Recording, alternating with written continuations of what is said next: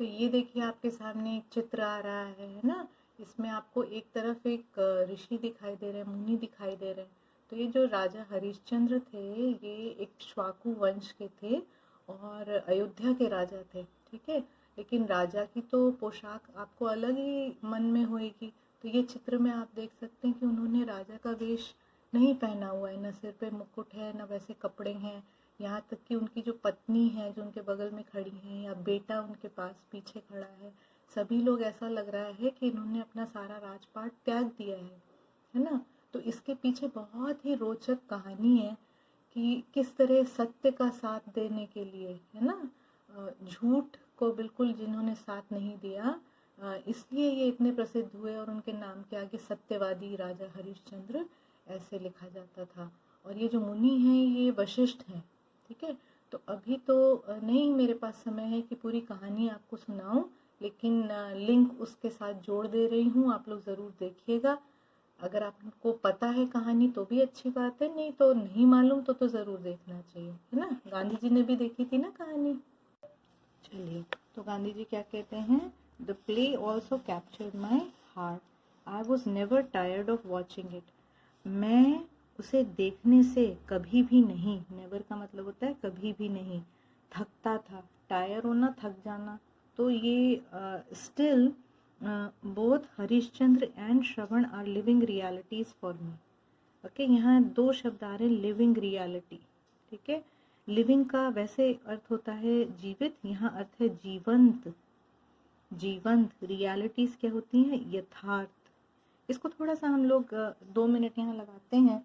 देखो क्या होता है, कुछ चीज़ें ना हम मन में सोचते हैं कि काश ऐसा होता, या ये तो स्वप्न जैसा लगता है, और कुछ हमें लगता है कि इसे हम अपने जीवन में उतार सकते हैं, यही सच है, यही यथार्थ है। तो जो उसकी सच होती है उसको रियल बोलते हैं, उसको रियलिटी बोलते हैं। तो महात्मा गांधी ये कह रहे हैं कि इतने बड़े होने के बाद भी, आज भी, स्टिल आज भी, दोनों, कौन कौन लोग, हरिश्चंद्र का जो चरित्र था वो, राजा हरिश्चंद्र का चरित्र, इनका गुण क्या था, सत्य का साथ देना, सत्यवादी बनो, सच बोलना। गांधी जी भी इस चीज़ के लिए बहुत प्रसिद्ध थे कि वो हमेशा सच बोलते थे। और दूसरा श्रवण कुमार, इनका क्या गुण था, अपने माता पिता की सेवा करना। तो ये दोनों ही चरित्र जो थे वो मेरे लिए जीवंत यथार्थ हैं, मतलब ये कभी भी ख़त्म नहीं होंगे, इनका प्रभाव ख़त्म नहीं होगा। I am always moved if I read these place. मैं हमेशा ही भाव से भर जाता हूँ। यहाँ पे वैसे मूव का मतलब होता है हिलना, यहाँ अर्थ है मन से हिलना, मन में ऐसे भाव जागना, अगर मैं इन नाटकों को फिर से पढ़ता हूँ, ठीक है। तो ये नाटक इतने इनके लिए महत्वपूर्ण रहे। तो ये तो पहली कहानी हो गई। चलिए, दूसरी क्या है, आई वॉज अबाउट 7, मैं लगभग 7 वर्ष का था, वेन, जब, माई फादर, मेरे पिता ने, लेफ्ट, छोड़ दिया, पोरबंदर फॉर राजकोट। ये दोनों ही जगह जो है ये गुजरात के अंदर हैं। तो गांधी जी के जो पिता थे, ये पोरबंदर जो शहर है ना, ये बिल्कुल गुजरात के समुद्र तट पे है, एक्चुअली बंदरगाह है, राइट। तो जहाँ जहाज आते जाते हैं, तो वहाँ वो लोग रहते थे। तो जब 7 साल के थे गांधी जी, महात्मा गांधी, तो उनका जो परिवार था वो पोरबंदर से कहाँ चला गया, राजकोट। राजकोट जो है ये थोड़ा अंदर की तरफ है, ये समुद्र तट पे नहीं है, फिर भी गुजरात में ही है। There I was put in a primary school, वहाँ मुझे एक प्राइमरी स्कूल, प्राथमिक शाला, है ना, अपने स्कूल में भी है, आप लोग भी वहीं से पढ़ के आए होंगे ज़्यादातर लोग, वहाँ मुझे डाला गया। I do not remember, remember यानी याद रखना, डू नॉट लिखा है, मुझे नहीं याद। Having ever told a lie during my school days, कभी भी, एवर का मतलब होता है कभी भी, और नेवर का मतलब होता है कभी नहीं। तो मुझे नहीं याद कि मैंने अपने स्कूली विद्यालय के दिनों में के दौरान, विद्यालय के दिनों के दौरान कभी भी लाई का मतलब तो झूठ, मिथ्या बोला हो, ठीक है। तो कह रहे हैं कि मैंने अपने स्कूल के दिनों में कभी भी झूठ नहीं बोला। क्या होता है स्कूल में कभी कभार डर के मारे जो है बच्चे झूठ बोल लेते हैं। अगर वो कॉपी जैसे उनका काम पूरा नहीं है तो कह देते हैं कि आज हम लाना भूल गए। कोई कहानी गढ़ देते हैं कि हमारे घर में ऐसा हो गया वैसा हो गया। कुछ तो बहुत ही हद कर देते हैं, वो अपने परिवार के किसी सदस्य की मृत्यु ही करा देते हैं कि वो चले गए, अब कौन जाके देखने वाला है ना। तो बात ये नहीं है कि कोई जाके जांच करता है कि नहीं, बात ये है कि आपके स्वभाव में आ जाता है कि आप अपने को बचाने के लिए बड़ी ही आसानी से झूठ बोल देते हैं। तो गांधी जी कह रहे हैं कि मुझे नहीं याद कि मैंने अपने विद्यालय के दिनों में कभी भी झूठ बोला, है ना। ईदर टू माई टीचर्स, या तो अपने टीचर्स से, और टू माई स्कूलमेट्स, या फिर अपने विद्यालय के साथियों से, किसी से भी मैंने झूठ नहीं बोला। आई वॉज वेरी शाई, शाई का मतलब होता है शर्मीला, ठीक है। मैं बहुत ही शर्मीला था। हालांकि गांधी जी के 2 भाई थे, है ना। तो ऐसा नहीं कि घर में और कोई बच्चे नहीं थे या उनसे बातचीत नहीं होती होगी, लेकिन विद्यालय में ये बहुत ही ज़्यादा शर्मीले थे। एंड अवॉइडेड ऑल कंपनी, और सब तरीके के साथ से मैं बचता था। अवॉइड करना यानी बचना। तो गांधी जी कह रहे हैं मैं बहुत ही शर्मीला था और सब तरह के साथ से बचता था। मुझे किसी के साथ जाना आना खेलना नहीं पसंद था। तो हम ऐसा नहीं कह सकते कि हर बच्चे को ऐसा ही होना चाहिए। वो अपने व्यक्तित्व के बारे में बता रहे हैं, क्योंकि क्या होता है हर आदमी का व्यक्तित्व अलग अलग होता है ना। कोई जो है बहुत ज़्यादा बात करता है, कोई बहुत कम बात करता है। तो गांधी जी कैसे थे, बहुत शर्मीले थे। My books and my lessons, मेरी किताबें और मेरे पाठ, वर माई ओनली कंपेनियंस, ठीक है। केवल जो मेरे केवल जो साथी थे, कंपेनियन देखो इसी से निकला है, कंपनी से कंपेनियन निकला है। मेरे एकमात्र साथी जो थे विद्यालय में कौन कौन थे, 2 चीज़ें थी, एक मेरी किताबें और दूसरे मेरे सबक, ठीक है। अब देखिए विद्यालय की ही उन्होंने एक और घटना यहाँ पे लिखी है अपनी आत्मकथा में। Once mister Giles came for inspection, ठीक। क्या किया इन्होंने इस किताब में, जो आपकी किताब है उन्होंने कुछ कुछ चीज़ें छोड़ दी हैं तो उससे बहुत क्लियर नहीं होता। मैं थोड़ा सा समय लेके आपको समझाती हूँ। इंस्पेक्शन का मतलब क्या होता है, जांच करना, ठीक। तो जांच तो किसी भी चीज़ की हो सकती है कि कोई वस्तु ठीक बनी है कि नहीं, खाना सही है कि नहीं, किसी भी चीज़ की हो सकती है। तो स्कूलों में जो पढ़ाई होती थी उस ज़माने में, और अभी भी कहीं कहीं होता ही होगा, जो बड़ी अथॉरिटीज़ होती हैं, है ना, जो अधिकारी होते हैं, वो लोग आकर के जांच करते हैं कि विद्यालय में कैसी पढ़ाई चल रही है। उन लोगों को क्या कहते हैं, एजुकेशन इंस्पेक्टर्स। एक इंस्पेक्टर होता है ना पुलिस वाला, वो चोरों को पकड़ते हैं, वो पुलिस इंस्पेक्टर है, राइट। और जो पढ़ाई की जांच कर रहे हैं, उस ज़माने में अंग्रेज़ों के ज़माने में उनको कहते थे एजुकेशन इंस्पेक्टर। तो अब यहाँ इन्होंने लिखा है एक बार मिस्टर गाइल। अब समझ नहीं आ रहा कि ये मिस्टर गाइल कौन है भाई, क्यों आके जांच कर रहे हैं। तो ये मिस्टर गाइल जो हैं ये एजुकेशन इंस्पेक्टर थे। तो इनके लिए ना क्षेत्र दे दिए जाते हैं कि यहाँ जाके आपको विद्यालय में जांच करनी है। तो ये भाई साहब गांधी जी के स्कूल में आए हुए थे, प्राथमिक शाला में। मेरे ख्याल से प्राथमिक तो नहीं, नेक्स्ट रहा होगा, क्योंकि ये हाई स्कूल के टाइम की घटना है, फर्स्ट ईयर की घटना है, ऐसा मुझे उनकी आत्मकथा में पढ़ने को मिला। He gave us 5 words to write as a spelling exercise. Mister Giles ने, उन्होंने हमें दिए, गेव यानी दिए, 5 शब्द दिए, टू राइट लिखने के लिए दिए, एज अ स्पेलिंग एक्सरसाइज। आपके यहाँ भी स्कूल में हम लोग कराते हैं ना इंग्लिश में, जैसे अब आपसे तो मेरा मिलना नहीं हुआ, पर जब स्कूल खुला हुआ था तो हम लोग ऐसे करते हैं कि आपको जैसे बोल दिया कि इस लेसन के वर्ड मीनिंग्स का या स्पेलिंग टेस्ट होएगा, तो हम क्लास में बोलते हैं शब्द को 3 बार 4 बार, और आपसे अपेक्षा ये होती है कि आप उसकी स्पेलिंग ठीक से लिखें। इसको हम क्या कहते हैं, डिक्टेशन, ओके, डिक्टेशन। और तो ऐसा ही वहाँ पे भी हुआ। One of the words was kettle. इनमें से एक शब्द था क्या? Kettle, KETTLE, kettle. ओके, इसका अर्थ क्या होता है? चायदानी। और एक और शब्द होता है कैटल, वो आप पढ़ ही चुके, मवेशी। तो आई मिस स्पेल्ड इट, मैंने उसकी मिस स्पेल्ड मतलब गलत वर्तनी, स्पेलिंग का मतलब होता है वर्तनी, है ना। हिंदी में आपने मात्रा सही लगाई है कि नहीं वो चेक करते हैं, अक्षर सही है कि नहीं। और अंग्रेजी में हम क्या देखते हैं कि आपने सही सही अल्फाबेट्स लिखे हैं कि नहीं, इसमें कोई मात्रा का तो चक्कर है नहीं। सो उन्होंने इसकी स्पेलिंग जो है गलत लिखी थी। The teacher tried to prompt me, तो उस समय उस क्लास के अंदर एक तो मिस्टर गाइल थे, है ना, बाकी सारे विद्यार्थी थे और एक टीचर थे भाई।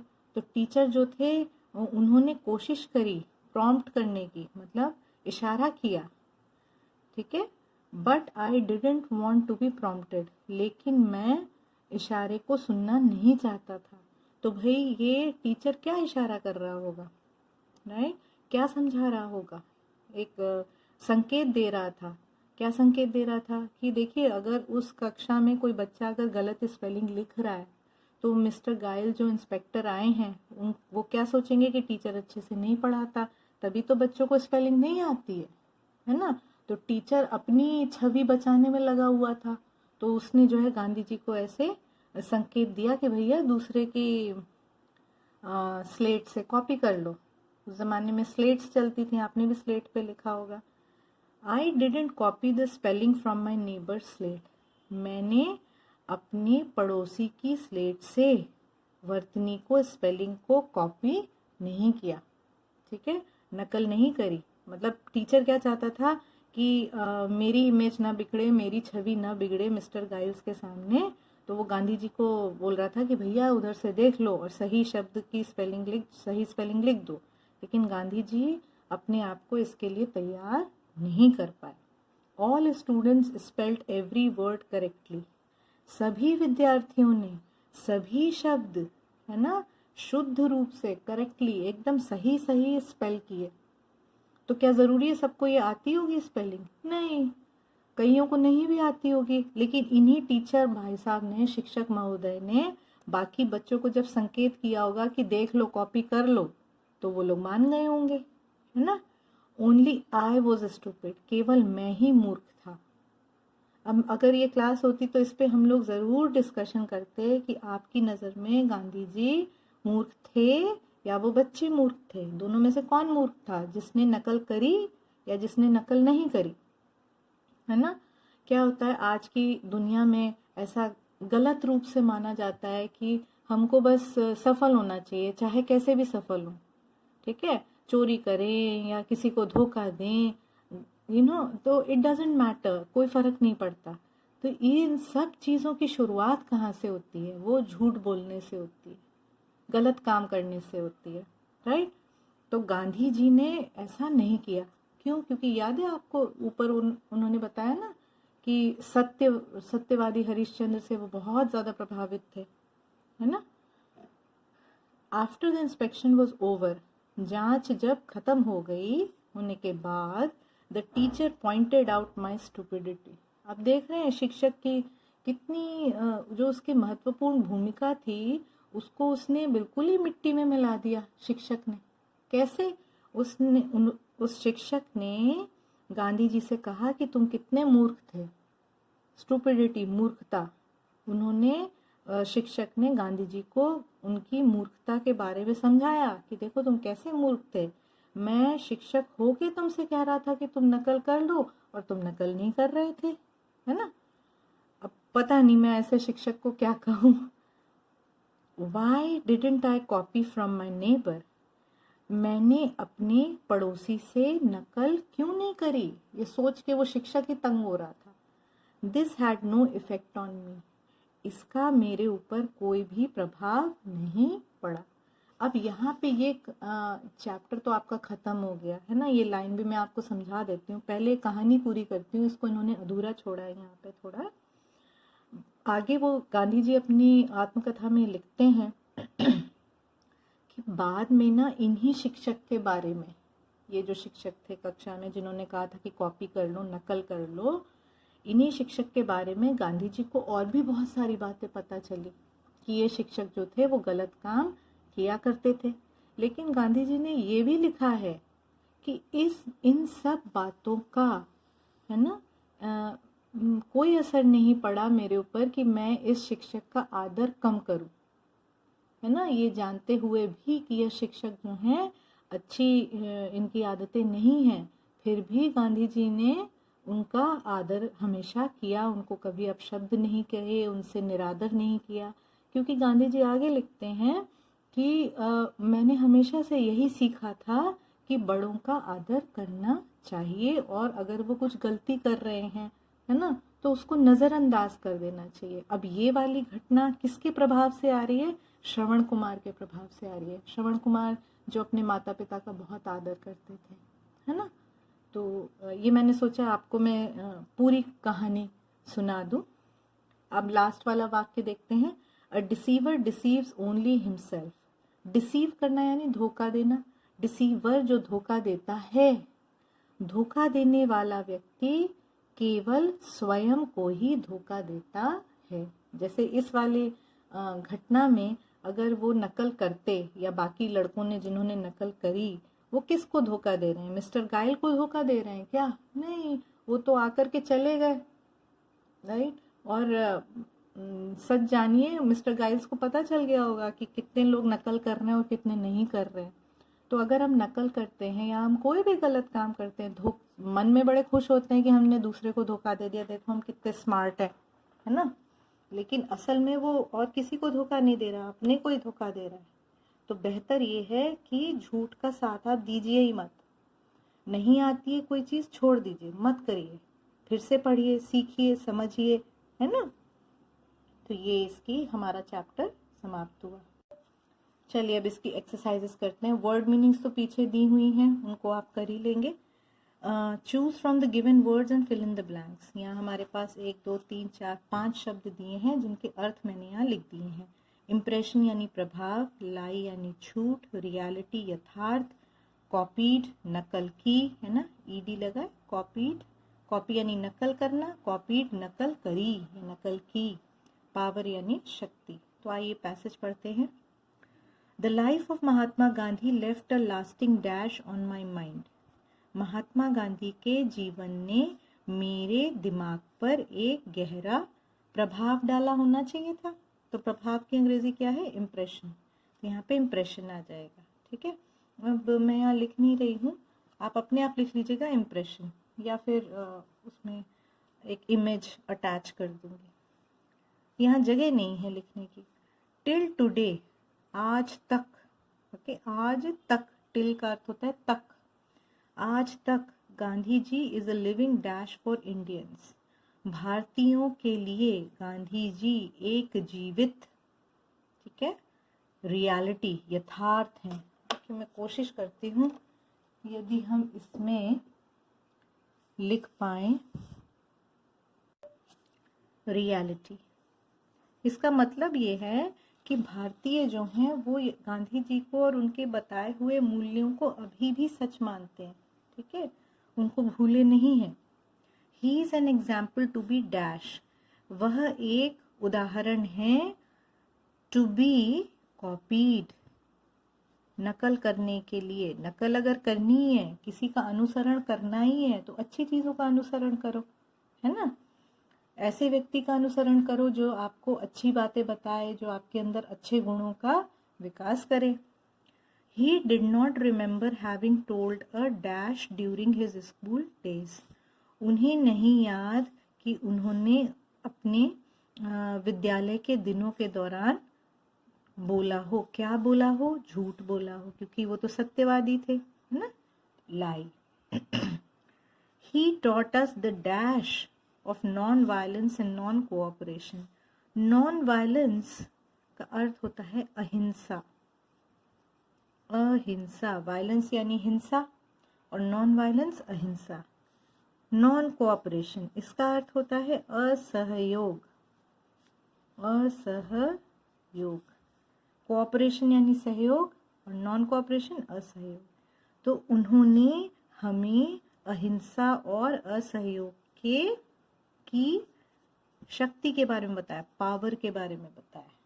अहिंसा तो आप समझ ही गए, किसी तरीके से किसी को नुकसान नहीं पहुंचाना, शारीरिक मानसिक किसी को हानि नहीं पहुंचाना, दैट इज अहिंसा। और असहयोग क्या है? किसी का साथ न देना। तो आप कहेंगे गांधी जी तो बड़े अच्छे थे, तो वो किसी का साथ क्यों नहीं देंगे भाई? तो गांधी जी का कहना था कि जैसे उस ज़माने में अंग्रेज़ इतनी गलत काम करते थे, भारतीयों को तंग करते थे, तो गांधी जी ने ये एक मूवमेंट चलाया था, आंदोलन चलाया था कि हम गलत काम करने वाले लोगों के साथ, ये जो ब्रिटिशर्स हैं, अंग्रेज़ हैं, उनका सहयोग नहीं करेंगे। ठीक है, तो उसको असहयोग कहते हैं, ये उनका एक मूल्य था। चलिए क्वेश्चन आंसर्स पे आ गए। पहला क्वेश्चन था, what was the task that mister गाइल सेड? मिस्टर गाइल ने क्या कार्य दिया था? तो हम लिखते हैं मिस्टर गाइल सेड द टास्क ऑफ, ये हमने क्वेश्चन से ही ले लिया है, writing 5 words as a spelling test. ठीक है, मिस्टर गाइल ने एक वर्तनी या स्पेलिंग टेस्ट के रूप में 5 शब्द लिखने के लिए दिए। ठीक है, आप लोग इसको पॉज कर लिया करिए, रोक लिया करिए वीडियो को और फिर लिख लिया करिए। Second question is, why didn't Gandhi ji copy? Gandhi ji ने नकल क्यों नहीं करी? तो हम लिख रहे हैं Gandhi ji did not copy, Gandhi ji ने नकल नहीं करी, बिकॉज, क्योंकि, ही हैड हाई रिगार्ड, उनके मन में बहुत उच्च आदर था, किस चीज़ के लिए? For truth in all situations, सभी स्थितियों में ट्रुथ, सत्य के लिए उनके मन में बहुत ज़्यादा आदर था। कहने का मतलब जीवन के जितने भी पहलू हो सकते हैं, कोई भी परिस्थिति आ जाए, उनके मन में हमेशा ये रहता था कि हमें सत्यवान होना चाहिए, हमें सच ही बोलना चाहिए और वैसा ही व्यवहार करना चाहिए। He did not want to use unfair means. Means का अर्थ होता है तरीका, ठीक है, और अनफेयर का मतलब है अनुचित। तो वह अनुचित तरीके का उपयोग नहीं करना चाहते थे। ठीक है, अपने आप को अच्छा दिखाने के लिए दूसरे से नकल करके, है ना, वो ये तरीका कैसा होगा, नकल करना कैसा है, कि एक अनफेयर मीन है। ठीक है, ये अनुचित तरीका है। जो आपको याद है आपने वो लिख दिया, वो उचित तरीका है। तो गांधी जी अनुचित तरीके का इस्तेमाल नहीं करना चाहते थे। चलिए तीसरा देखते हैं। What left a lasting impression on Gandhi जी's mind? Gandhi ji के मस्तिष्क पे, दिमाग पे किस चीज़ का गहरा प्रभाव पड़ा? तो इसको मैंने देखिए थोड़ा सा लंबा लिखा है, लेकिन आपके ना वाक्य पूरे होने चाहिए, उत्तर पूरा होना चाहिए। अब जैसे मैंने उसमें देखा, जो वेबसाइट है उस पर केवल हरिश्चंद्र लिखा है। अब आपको ये भी नहीं पता कि हरिश्चंद्र तो किसी का नाम भी हो सकता है ना, वो राजा हैं या फिर वो सत्यवादी हैं। ये चीज़ पूरी लिखने से हमारा उत्तर अधूरा नहीं लगता है। तो हम लिखेंगे अ प्ले ऑन सत्यवादी राजा हरिश्चंद्र। एक तो सत्यवादी राजा हरिश्चंद्र पे एक नाटक, and a book with picture of dutiful son Shravan Kumar. ठीक है, और एक किताब जिसमें चित्र था किसका, एक कर्तव्यनिष्ठ बेटा जो था श्रवण कुमार। ये 2 चीज़ों ने left a lasting impression on Gandhi ji's mind. तो ये तो हमने बुक से ही ले लिया, गांधी जी के मस्तिष्क पे गहरा प्रभाव पड़ा। Next question is, what were the 2 only companions of Mahatma Gandhi? उनके केवल 2 जो साथी थे कौन थे? The only 2 companions of Mahatma Gandhi were his books and his lessons. तो ये तो किताब में दिया हुआ है, उनकी किताबें और उनके सबक या पाठ। चलिए लास्ट क्वेश्चन क्या है, at what age Mahatma Gandhi left Porbandar for Rajkot? किस आयु में महात्मा गांधी ने पोरबंदर से राजकोट के लिए प्रस्थान किया, कब छोड़ा उसे पोरबंदर को? तो हम लिखेंगे Mahatma Gandhi left Porbandar for Rajkot at the age of 7, जब वो 7 वर्ष के थे। चलिए हम आज का लास्ट कर रहे हैं, ग्रामर की एक्सरसाइज है। इसमें क्या करना है, अपने वाक्य बनाने हैं using the past tense of the verbs. नीचे जो शब्द दिए हुए हैं उनका भूतकाल, पास्ट टेंस का मतलब होता है भूतकाल, 3 काल होते हैं ना, भूत, वर्तमान और भविष्य। तो इंग्लिश में इसको क्या कहते हैं? Past, present and future. तो चलिए पहला करते हैं। आई लाइक द बुक, इन्होंने एक उदाहरण दिया है। तो पहला वाक्य हमको कुक से बनाना है। कुक का मतलब होता है खाना पकाना। तो मैंने एक वाक्य यहाँ लिखा है, आई कुक्ड अ टेस्टी मील। मैंने एक स्वादिष्ट भोजन बनाया। है? एक स्वादिष्ट भोजन का मतलब क्या है? मील क्या होता है? मील के अंदर 2-4 चीजें होती हैं। ठीक है, ठीक है। तो जैसे दाल, चावल, सब्जी, इसको साथ में मिलकर के एक मील बोला जाएगा। आई प्लेड, दूसरा शब्द था प्ले, खेलना। आई प्लेड फुटबॉल टुडे, मैंने आज फुटबॉल खेली। राइट। अगला है क्लीन, यानी कि साफ करना। I cleaned up the entire room, entire यानी पूरा, तो मैंने पूरा कमरा साफ कर दिया। आखिरी है वॉश, इसका मतलब है धोना। आई वॉश्ड माई हैंड्स प्रॉपरली, मैंने अपने हाथ उचित प्रकार से, ठीक प्रकार से धो लिए हैं। आप इसमें देख रहे हैं सब में ईडी ईडी ईडी ईडी लगा है। तो ये एक तरीका होता है पास्ट टेंस बनाने का। कुछ शब्द ऐसे होते हैं जिनमें ईडी नहीं लगता है, जिनका रूप ही बदल जाता है। ठीक है, तो जब आप कॉपी में लिखेंगे तो नीचे ना ऐसे अंडरलाइन कर दीजिएगा कि ये वाला शब्द है। देखिए जैसे यहाँ पे उन्होंने किया ना, अंडरलाइन किया है, ऐसे कर दीजिएगा। अच्छा, अब देखिए इसमें आ रहा है मेक, बनाना। तो मेक का मेड हो जाएगा, राइट का रोट हो जाएगा, राइड का रोड हो जाएगा। ठीक है, इसमें ईडी ईडी नहीं लग रहा है। और गिव का गेव हो गया। फाइन। तो पहला वाक्य देखते हैं मेक से। मेक यानी बनाना। He made a greeting card, उसने एक ग्रीटिंग कार्ड बनाया। राइट यानी लिखना, तो हम उसका एक वाक्य बनाएंगे पास्ट टेंस में, he wrote a short story, उसने एक लघु कथा लिखी। रोट, इसको आप अंडरलाइन कर लेना।